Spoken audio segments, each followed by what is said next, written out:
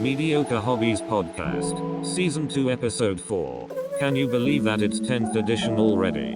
Follow us online. Andy is at youtube.com/mediocrehobbies. Tom is online at instagram.com/tom.landy.hobbies. Hello guys, welcome back to another episode of the Mediocre Hobby Podcast with myself, Mr. Andy, and of course the co-host, Mr. Thomas Landy. Lionel Johnson, I think, is my official title now. Lionel Johnson, we've decided he's calling him now, and I'm Rabute Gulman. Yeah, you Bobby G.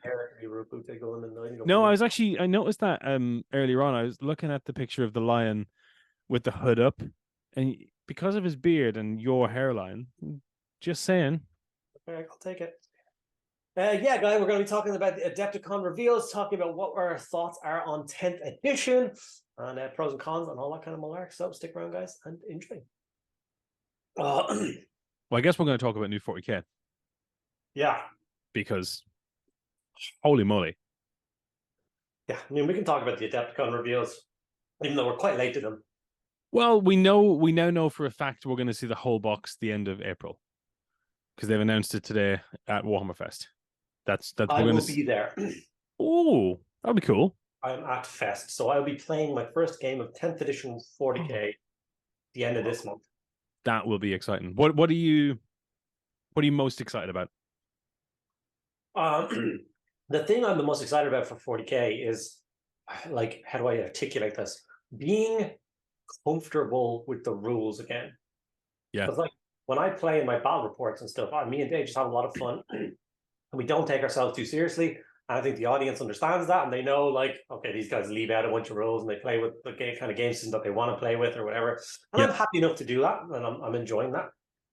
But I can't take that kind of energy into an event or an organized something somewhere else. I can't expect other people to play the way I want to play. So being super comfortable with the rules again and feeling confident enough with myself and the rules that I can go, oh, there's a 40k event on the weekend, and I'm free this weekend. I'm going to it deadly. I'm going to have a great 3 games. I'm not like, I'm going to have a great 3 games and I'm going to ruin someone else's day by playing them like, what's a command point? I don't know. Mm-hmm. So that I'm going to like promise myself to, at the bare minimum, do an event a quarter. Wow. Here's my goal. I have to say that I'm completely on board. I've kind of drifted away from Age of Sigmar the last couple of years just because I've not had anyone to play with. And 40k seems to be easier to kind of just get excited about and build something and play in your head what you're going to do with it. So I've done a lot more 40k since the Indominus box came out. Yeah. But I don't know what's going on. Like this kind of cycle, this new like every 6 months you get a book with new command point rules or new secondary missions, or it's just been such a slog for someone who's not playing regularly. I think I'm with you on that one. Like I can't keep up with what rules I'm supposed to use for what missions am I supposed to play, what command points override other. I don't know. I really like that, like from a player's point of view. Like if we were still working in the shop and we were playing games every week, I would love that because it would be fresh every 6 months. And I think we talked about this before, but I don't think I put in the show. Like I love the idea that if you look at from Indomitus to now, we've gone through that kind of long war and we've slowly had essentially requisition. The supply lines have fallen apart. You've gone from 12 command points to 6 command points to a handful of command points, like because the war has just dragged on. And the launch trailer for New 40k is basically Gulliman stood there going, yeah, we're losing everywhere. We don't tell anyone, but we are losing everywhere. And that's kind of where it's gone, right? But I love that. But as someone who doesn't play the game very regularly, because I just don't have the capacity at the moment, it's awful. Like, it's like, do I need this book? Or worse, you look at what happened with the new General's Handbook for Age of Sigmar. It came out, no one had it, because it sold out immediately and there weren't enough copies. But I have, like, for years, when we lived in the UK, would, like, be in London and going away for the weekend that book came out, and I would have pre-ordered the book, and on the way down on the train, wherever we were going, I would have bought the book again as a digital book, so I could read the book before I could get the book. But can't do that anymore because they don't do digital books. But hopefully with this new edition, we'll get some cool digital stuff. Well, it's free, so they're going to give us a bunch of rules for free. So I see what that means and how that carries forward. And I do have a minor issue with Games Workshop doing that, because they did that in, was it 8th edition? And all that they did was they gave you things for free and then slowly take them away from you as the edition expanded. And so it kind of felt bad from a point of view. When they launched, it wasn't 8, it was the website when they launched the 40k app. They're like, all the rules are free. Then why is there so many padlock symbols on everything? Oh, you want that specific, you gotta buy this book and this one, you gotta, for God's sake. And I'm not opposed to paying for books. I think the books are great, but I would much rather, was it 6th edition, 7th edition 40k that came with 3 sleeves, and one sleeve was like artwork, one sleeve was backstory, and one was the rules. And they were all just in a cardboard box. Yeah, so good. Like I want that for all the armies. Like just give me a Xenos one of those, and then you just buy the Eldar supplement that goes into it, or the Tyranid supplement, or sell me a big box that holds them all, and I can just slide them in, and it creates a big 40k Xenos picture. You know what I mean? Something like collectory, because we love collecting stuff. Yes, we do. We are bad for like. It would look damn good behind you as well. I know, right? If I could be in focus, that would be even better. But well, I mean, let's do one step at a time. Let's get it on camera first, and we'll fix it later. So yeah, 10th edition. Excited for rules. Excited to be comfortable with rules. Excited to a bunch of different armies that I'm excited to try and play, because there's definitely like. Not only the game system kind of carries over, but even my representation of playing, like, remember I was like, my battle reports are fun. Yep. But I tend to use a lot of hammer and anvil armies that don't require a lot of finesse, because when you're not playing with the full rules, Iron Warriors can smash into Imperial Guard and that's fine. But like if I play a Harlequin list, I'm not going to do it justice playing, or if I play even an Eldar or Dark Eldar army, it's just not really going to hit the mark without using their special rules to. So at the moment, I'm currently smashing through Venom after Venom after Venom. And they're looking good. Yeah, they're getting there. I'm happy enough with them so far. So my goal is to have a 1,000-point army of Dark Eldar finished by the time I go to Warhammerfest. So cool. Look with that. So that'll be my first new army. And then, trying to decide what way I want to do the box set. My Tyranids will just be my Tyranids, because I've only got one Tyranid army. Then it's like, here's the Space Marines. And I'm like, what Space Marine army do they go into? I don't know. I think they might go to my Templar army. I think this is we haven't seen the box yet, so no. Would you see him on today? The lieutenant. Yeah. The first Space Marine lieutenant that I've wanted since. He's great. He really reminds me of a Tyrannic war veteran. Do you see his arm? What's on his arm? So okay, you know how he's like in his pose, like halfway through the video. It does a 360, and his vambrace is a Tyranid chitin, and his shoulder pad is Tyranid chitin. It's so good. It's so good. Like Like I do not want this box like for anything except the Terminators, and I don't really want the Terminators. They're cool, but like, I don't need this box. I will definitely buy this box. Of course, I will buy this box, but I actually want the lieutenant. I've never wanted him before from the box, and I really want him, and I really want this apothecary if we get him as well. Like a Gravis armor apothecary would be so good. Yeah, like I did when I watched the trailer and saw the lieutenant like running forward with the rifle and the combi thing. I was kind of like, the model will be fine. I'm not going to be like, he's not going to break the mold. And then it's like, oh, his rifle is slung behind his back and he's wielding 3 knives. Oh, never mind. First time they've done a cinematic and the model is better than the cinematic. Yeah. And it's always, I know I've complained about this to you before. It's always the stupid things that drive me nuts about the cinematic. It's like they look cool with their gun in one hand and their weapon in the other, like their combat weapon. And then they make the model and they mirror it. And you know how it gets in your head and you're just like, well, he's left-handed because he's using his gun in his left hand. Or, I know they're ambidextrous, but it gets in my head that he's cool. And then he's the other way and there's no way. Like, that's the best thing about Mortarion is that he comes with pistol in either hand. He doesn't need to do that, but it's such a good thing to do. And I know they shouldn't do it for everything, but he looks so good. He looks so good, this guy. Strike another point for 3D printing. Right click on image, mirror, click on. There we go. Mm-hmm.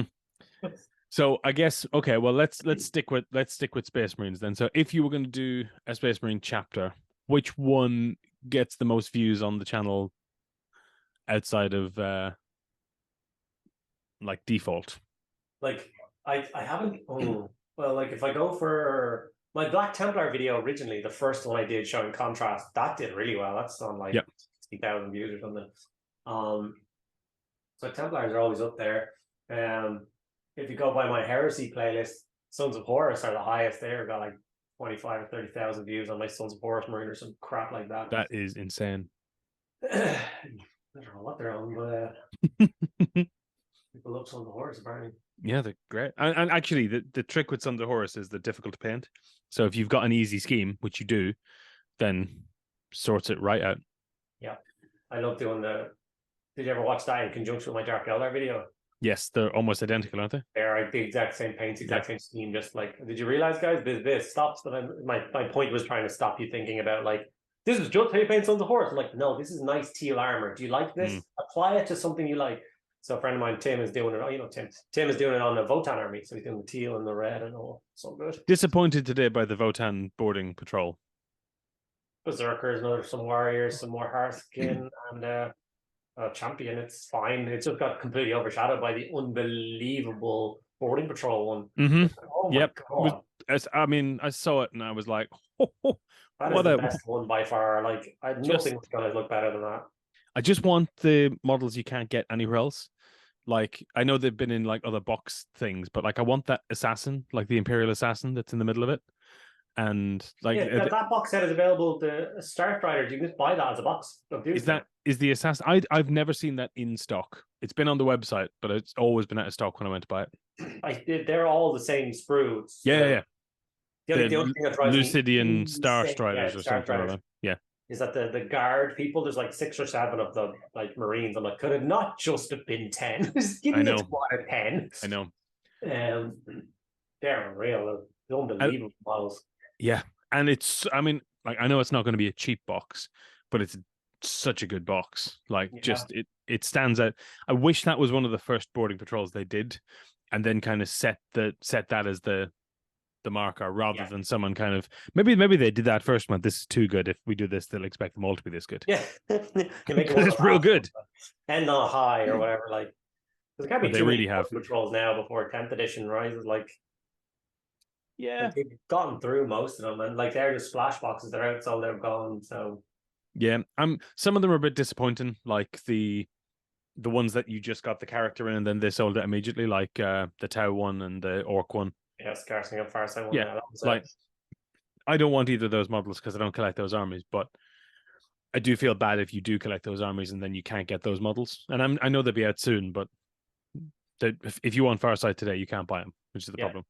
Yeah, it is that thing. I still remember the day that the Demons of Zinch and Grey Knight box set came out, Warpfire or whatever. Yep. They had the new Castle and Crow model in it, and there was people queuing, like literal queuing outside. And I was like, I have 6 of them, guys. So if you're the 7 in the queue, go home. I'm sorry. Yeah. And it sold out online so fast. And the power, they learned that though, the power of the characters. Yep. But they used to do it back in the day even worse. Remember, this model is only available in this army box. Yeah. Ever. They did that for an awful long time. In fact, they're still doing that with the. Is it this weekend or last weekend just gone? There was a Chaos character. Oh, no, not the Chaos character. The Undead White on Steed is now available separately this weekend. Yeah, he was in the Combat Patrol or what's the Age of Sigmar Combat Patrol called? Vanguard.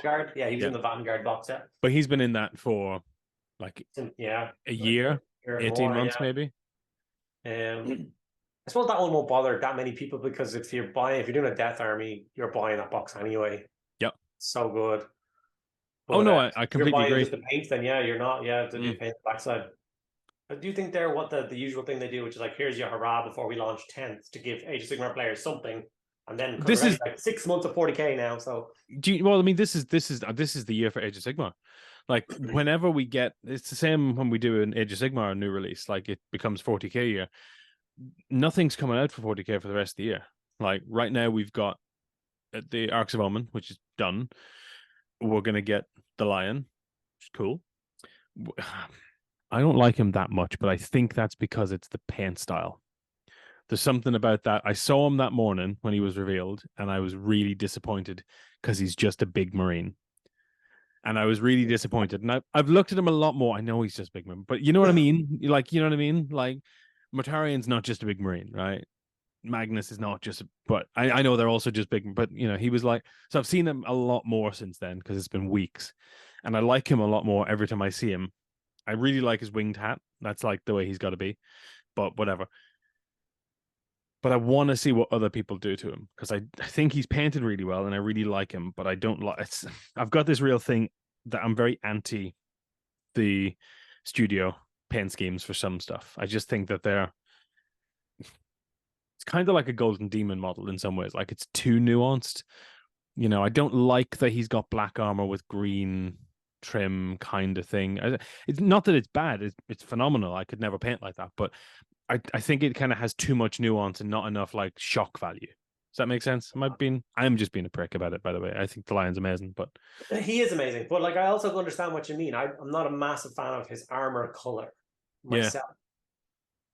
And I like usually I stick to the box art because I'm trying to help people who buy him and want to paint him like the box art do it in an achievable way. Like, there's no point in me going, I'm gonna paint the Lion purple, because then people are like, I'm not gonna paint him purple, so your video is now immediately useless. Yeah, and you know, maybe they'll come out with another black that's black and green, like the way we've got the Black Legion black and we've got Black Templar. Maybe we'll get a Dark Angel black for Ravenwing. And I'm tempted to do a Deathwing Lion. Like I could do a Deathwing army because I could just have some Terminators, and I own 3 units of 6 Blade Guard veterans. Well, get another 3 sorted. Well, no, including the 3 from that box. Oh, from that box, yeah. So I'll have 3 units of 6, so that's the max you're allowed to take in new 40k, and that would be like his bodyguard. So 18 Blade Guard veterans and him all painted in that bone armor. So yep. I think that might be really cool. Yeah, it would. I want to have Rabute and the Lion in one army. Yeah. Just why not? Stupid. All my Marines are based the same color, just so I can do crazy stuff like that. You like?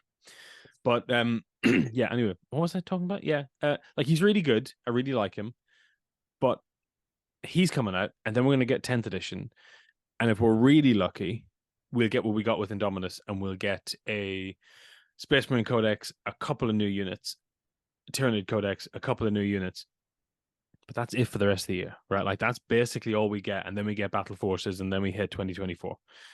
And Age of Sigmar is going to have 4 new battle tomes minimum that we know about. Yeah, minimum. And that's just how it happens. Every time there's a big box, the big box is summertime, and the other games, the big game system gets everything else. So really pumped for this year. Actually, it's going to be really good. Yeah. Like this weekend, we've got 2 battle tomes for Age of Sigmar. They keep dropping them in 2s. Yeah, but like, what was the last? You know, when's the next 40k book coming out? Like July? No, because it's the index. Yeah, so... we'll get the Lion, and but it's all Ox own. But like, unless you're a collector, who cares, right? Like that, no one's going out to buy that book because they'll buy the Lion and they'll download the PDF, and then. You're kidding me? Those books sell out in like 5 minutes. I'm done. Yeah, no, totally. But like that's for people who collect them, right? But I'm not buying them. I don't care. I think they're great. Like if you're into it, like I bought all the End Times books. Love them. Never read them. Never look at them again. Like I read through them once when it happened. Great story. Loved it. On my shelf. I've moved with them 6 times. Yeah. They'll never get rid of them. They're too cool. Yep. Your camera's gone to sleep. No, it hasn't. What are you talking about? Yeah. Yeah. So big. I'm really excited for Age of Sigmar Summer. But it's obviously going to be a mental 40k year, like crazy. What do you hope is in the box, like from the videos? What are you kind of? So now that I've seen the Lieutenant, yep, from the video, Space Marine wise, don't know if you know this, Andy, but there's Terminators, right? So there's definitely Terminators. There's some Terminators. Terminator character. Yeah, because he's leading them, so there's probably a HQ choice. Terminator Librarian with double-handed axe. Yes. This is all from memory, by the way. I don't know. This is not coming from anywhere. Apothecary. There's an apothecary who looks amazing. There's a unit of like the plasma eradicator guys, but with flamers from the looks of it. If you Just look at like those guys, they have like everyone's squad has different weapons. No, there's 2 units. Oh, okay, that makes more There's sense. a unit that's like the eradicators, and then there's like a veteran unit. Yeah. Because one of them has like a white helmet or a helmet with a stripe on it and a thing on his back.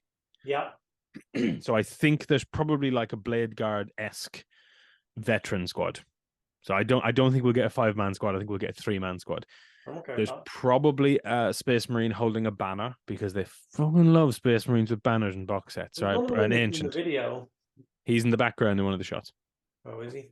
Yes, sir. I went through this the day after because one of my mates was like, "What's in the box?" And I was like, "Don't know, but I'll tell you what's in the video."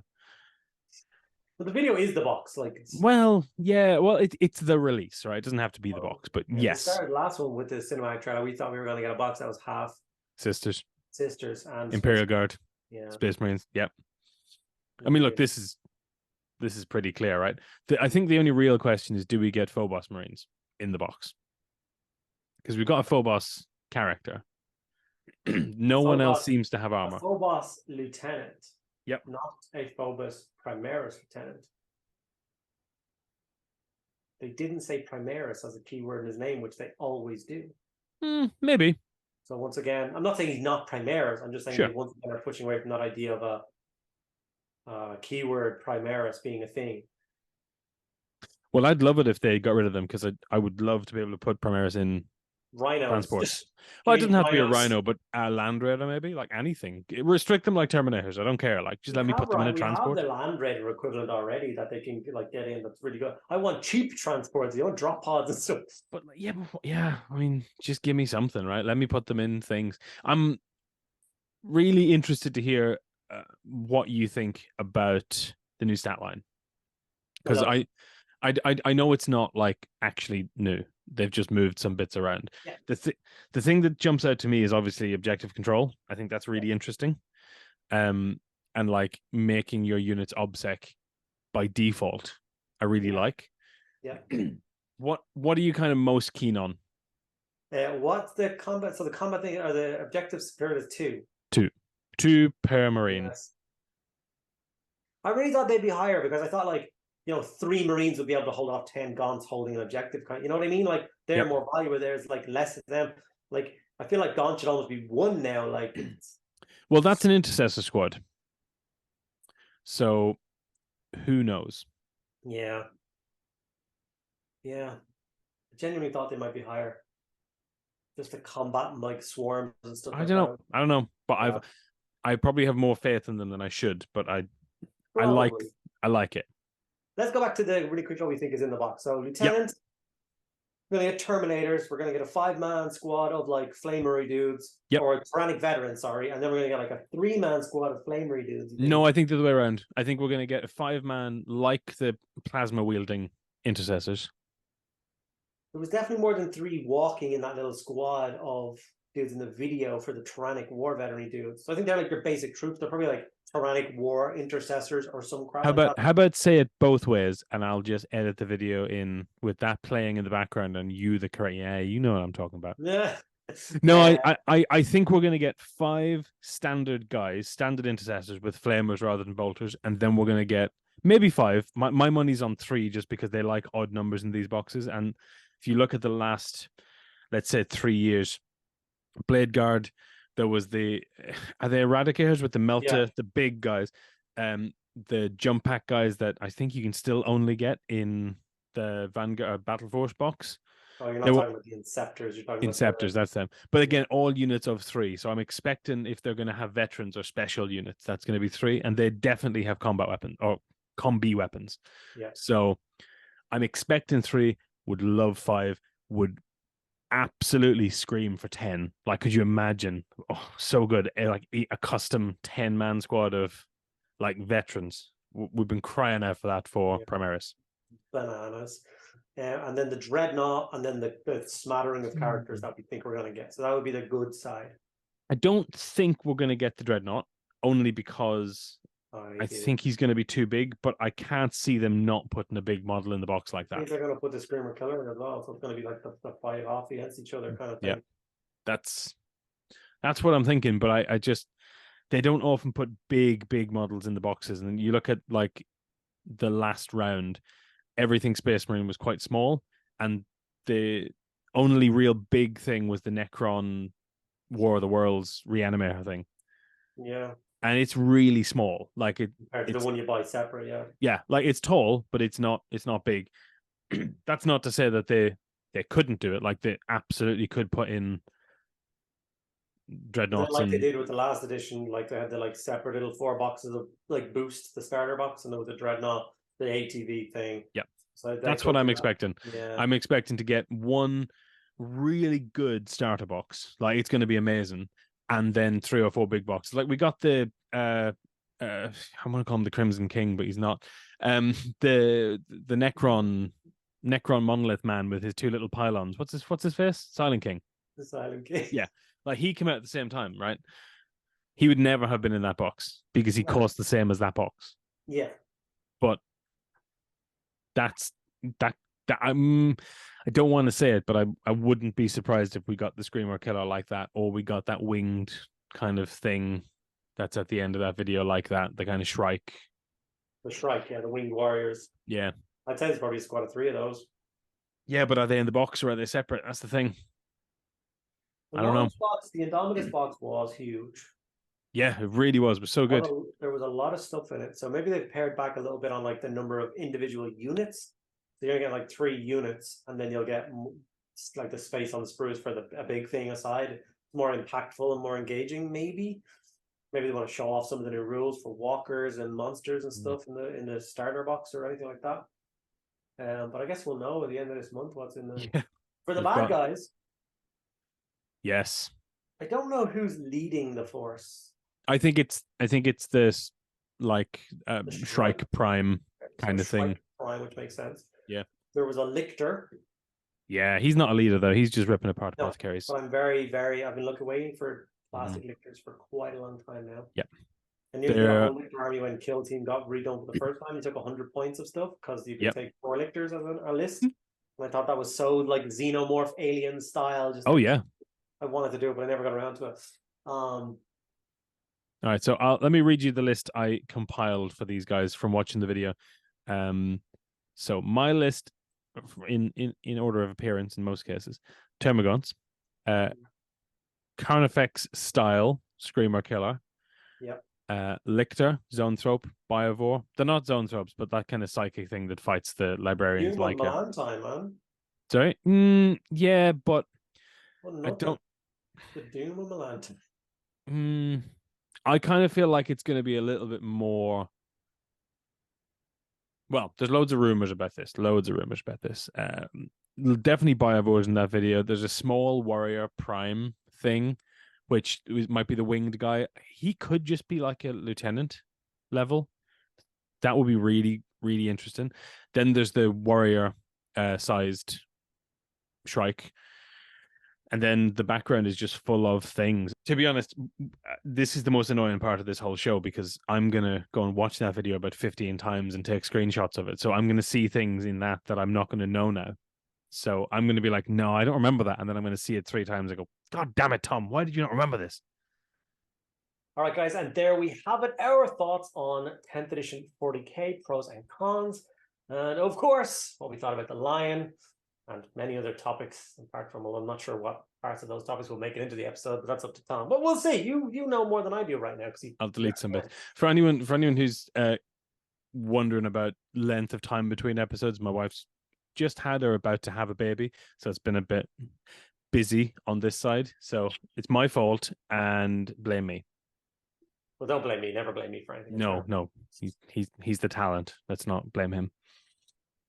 Bye, Bobby G. Thank you guys so much. If you want to catch us on all our different socials, they'll all be linked below. And yeah, guys, enjoy.